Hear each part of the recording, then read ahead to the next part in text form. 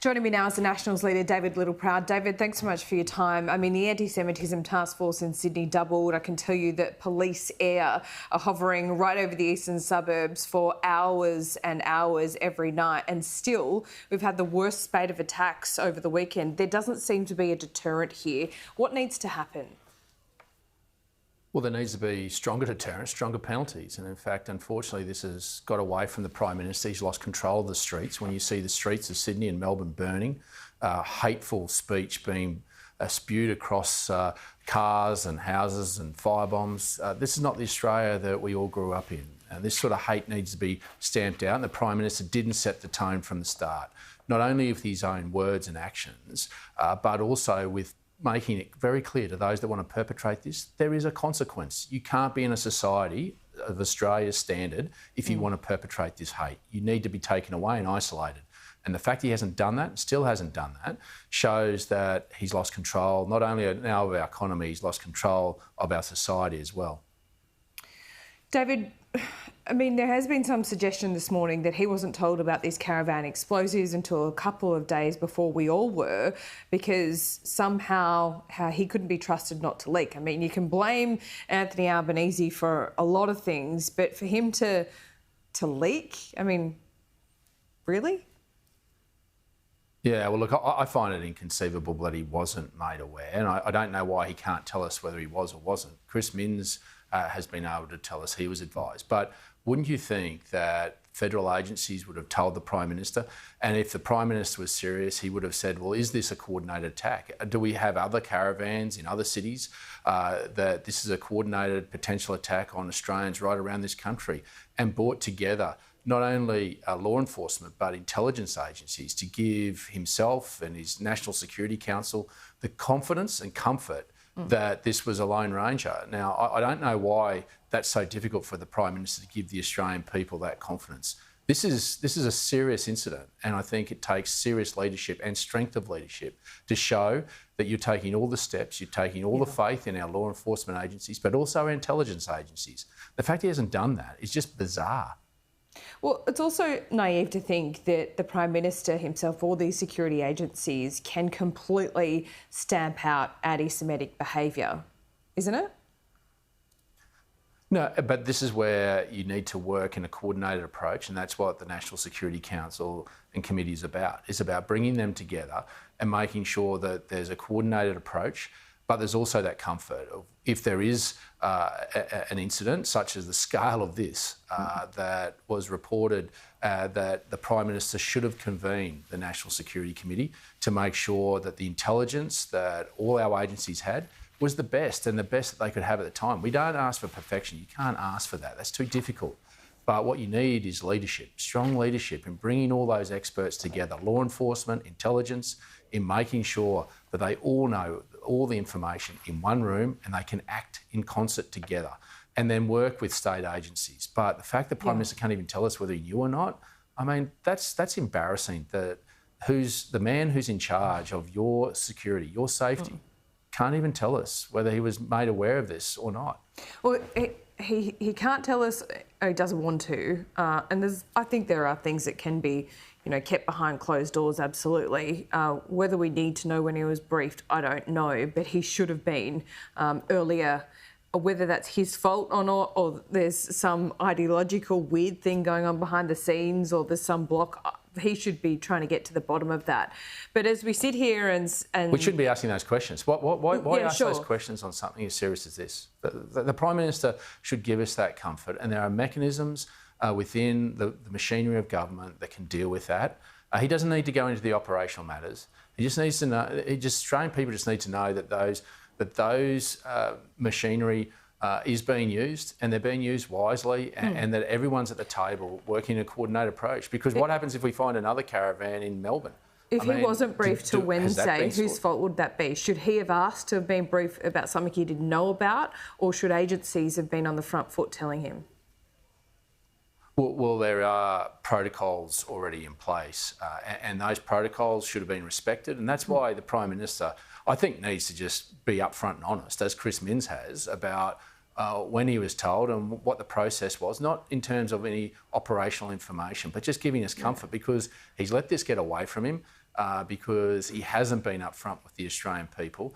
It's not about understanding the operational matter. It's just about what he knew, and did he respect those protocols that have been put in place to make sure there's a coordinated approach in keeping us safe. But whose fault is it if he wasn't briefed? Well, again, I think you need the Prime Minister to be able to give us that information and the circumstances around that. And so it's very hard, and that's why we're asking all these questions when we shouldn't have to. This is an indictment on the Prime Minister that the media and the opposition are having to ask questions about whether protocols have been maintained because he simply wouldn't say whether he'd been briefed or not. That's not leadership. This is a very serious moment in our nation's history where you would have expected, every Australian would have expected that those protocols that have been put in place to make sure that there's coordination between our police and our intelligence agencies are respected and upheld. That's all the questions that have been asked. But the fact that this continues to go on is an indictment on the Prime Minister and his lack of leadership in keeping us safe. It's hard to be asked to be briefed about something that you don't know about. So what is the question here? You want to know when he was briefed and who didn't brief him? Exactly. Okay, so that's not his fault, right? Is it a minister's fault? Is it the coordination of the agencies? Should Mins have told him? Well, this is where the Prime Minister should be able to tell us whether he was briefed or not. It's a simple question, and then that leads on to the other questions that you want to ask. But there are protocols in place between state and federal agencies when terrorism acts are triggered, and you would have hoped that met all the way up to the Prime Minister. We're just looking for the confidence to know that he was over this, but the fact he wouldn't give that, I think is just strange. But don't you think it's more concerning that he wasn't briefed and there was someone along the chain that didn't make that decision? And then there's this suggestion that he wasn't told because they were worried about him leaking. I mean, that's a bit absurd. You can't trust the Prime Minister with the national security matter. I'm not making that assertion. What I'm saying is what the Prime Minister could do is remove all those subsequent questions that you're asking, everyone else is asking, by simply giving us the details of when he was briefed and what were the protocols that he respected in terms of that information. Yeah. We're not asking for what he did after, but and everyone else are asking other questions, are leading to other questions being asked because he won't get back to the core principle of, was he advised? When was he advised? Why wouldn't he do that? If Chris Minns can do it, he's the leader of our country. And when there's other states that could be impacted by this, if there was a coordinated approach, I would have liked to have known whether there was potential acts in Queensland or in Victoria or in Western Australia. That's what national leadership is about. That's what strength of leadership is about. Okay, at what point do you think there needs to be a bipartisan message on this? I know there's an election coming up and this is a really important issue and fundamentally you're keeping, and Peter Dutton is keeping the government on their toes on this matter. But at some point, does it need to be a united front from all political leaders?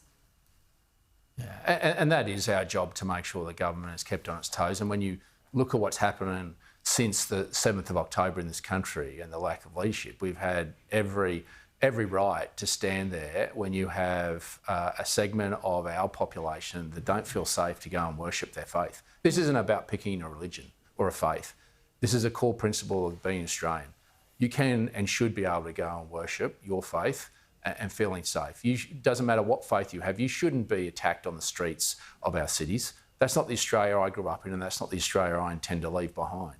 And so when you're not seeing that leadership and you see this continue to escalate, not de-escalate, then why wouldn't the Prime Minister take our hand and say there needs to be greater penalties, greater deterrents, that if you can't act civilly in our society, then the deterrent we have there is to take you and isolate you away from society. And that's what we've said. And if the Prime Minister wants to come in and take our name off legislation and put his, we could care less. This when you see what's happening on the streets today, you're hearing helicopters fly over you at night.